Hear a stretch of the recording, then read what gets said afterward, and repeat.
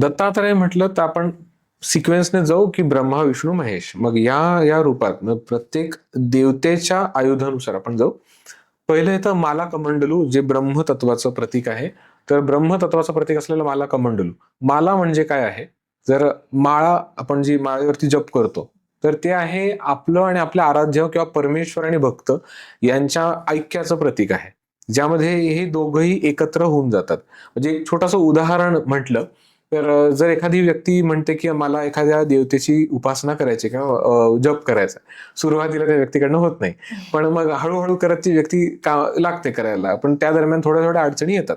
म्हणजे मन साथ देत नाही, अस्थिर होतं, पण तरीही आपण टिकून राहिलो आणि माळेवर जेव्हा आपण जप करतो, तर जप करत असताना आपल्याला असं जाणवतं की जप करणारे देखील आपण नव्हतो. असे अनुभव अनेक जणांना येतात आणि हे करत करत करत करत करत एक ऐक्य भाव निर्माण होतो.